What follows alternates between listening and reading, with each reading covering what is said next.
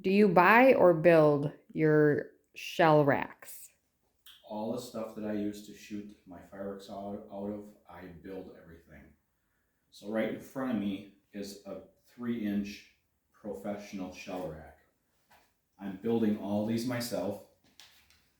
Basically what I do, we've got a base. You're gonna have your sides. You're gonna have spacers. The professionals are gonna rip you apart if you're doing fireworks shows and you don't have spacers on your racks, because it's a safety issue. We wanna make sure we have spacers on our racks so that if a shell were to blow in the tube, it can expand the tube and has room to move. I don't have any tubes that are currently blown out, so I can't show you an example. So with the bottom, sides, spacers, and then you're going to have each side of the rack's going to have basically your supports on the side. So I buy all my wood or get scrap wood, cut everything down to size, and then I screw everything together. Is there a specific size that everybody should know for a rack? It's going to differ on how big your racks really are. All of my 3-inch tubes are currently built in 5s. So everything I have is a 5 tube rack, and those are about the same size of what a 10-shot consumer rack would be. So it differs. The consumer racks are built the exact same way, just they don't have to be built as sturdy and as big. Because of the shells that you're shooting on them are a lot smaller.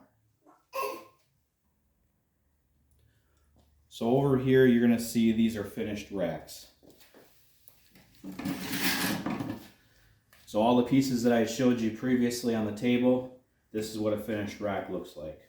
You can see that the spacers are in between the tubes and the rack is complete and it's all screwed together. Now, there are some people in the business that actually will nail and glue their pieces.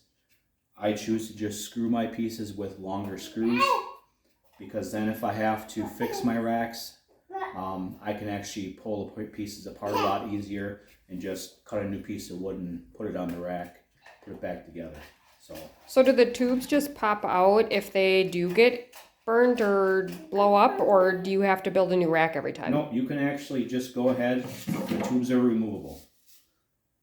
So as the tubes get older and age, eventually we're going to have to replace them. All these tubes are for 3-inch pro level professional fireworks shows. You have to have a license to shoot these, which we are licensed. It looked like there was a cork on the bottom. What is that? This is the plug that goes in the bottom of the tubes. So when they actually build these tubes, they cut them to length and then they staple or nail a plug in the bottom of them, so that when you put them in your racks, there's a plug on the bottom. So when the shells shoot out, you got something that caps the bottom. A lot of people would question, well, what about the force from the shells? You're always getting a down force from the lift charge in the shell. So when the shell is loaded in the tube, once it ignites the lift charge, it's going to push against the ground. So each of these tubes, the force is going to be on the bottom of the tube as it forces it out of the tube. So do you have to brace the rack to the ground? These will be braced.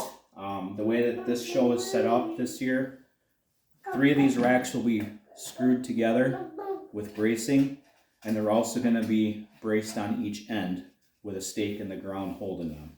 So these will, safety is always our biggest thing, so we're going to make sure that these are not going to go anywhere. And this whole section here is going to be all finished racks. So we're just about done building for this year's show. What is that little thing?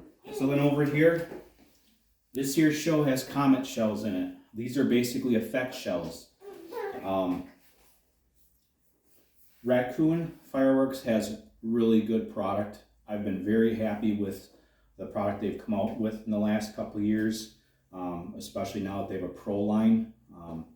With the pro line fireworks, a lot of them are effect shells, but you can also get pro line cakes, pro line shells. These are all comet shells. They're all single shot, and I build my own racks for these as well.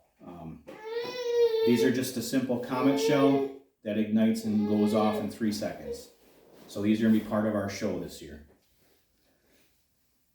So I saw that you have this really big rack, if you want to say. There's only 2, but can you just talk about this for a minute? So these are 6-inch tubes right here. These tubes are going to be in our finale this year. 6-inch tubes are for very large shells, and these tubes are built or made from HDPE, which is a expandable tubing. So this is what they use in the profession as far as tubes go as one of the choices. The other one would be fiberglass tubes. So this rack is also home built. As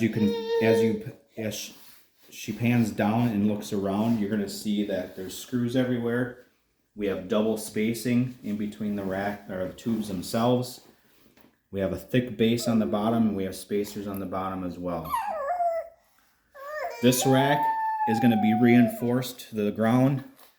On the end here, there's going to be stakes going into the ground to hold this, and there's going to be cross bracing on the ground itself to hold this in place.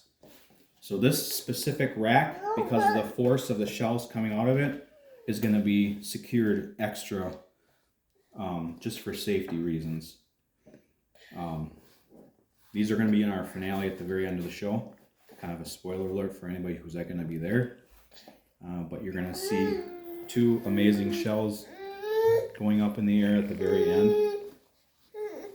So, like I said, everything I build, all my consumer stuff I built on my own. I have over 40 consumer racks that I built, all out of wood, and all everything's screwed together. So we have over 400 shells for our show itself, and then we have our finale on top of that. So I can't really get to it, but I see that you have some stuff that has tinfoil on it. Why tinfoil? So when we're setting up a show, a lot of times once the shells are loaded, what we are going to come back and do is once the shells are loaded, we're going to cover everything with tinfoil. The reason why we're going to do that is because tinfoil is going to help protect the shells and the cakes from going off from any kind of ash or sparks that come flying down from previously shot shells, or cakes for that matter. So the tinfoil actually helps protect everything so that sparks can't touch the fusing.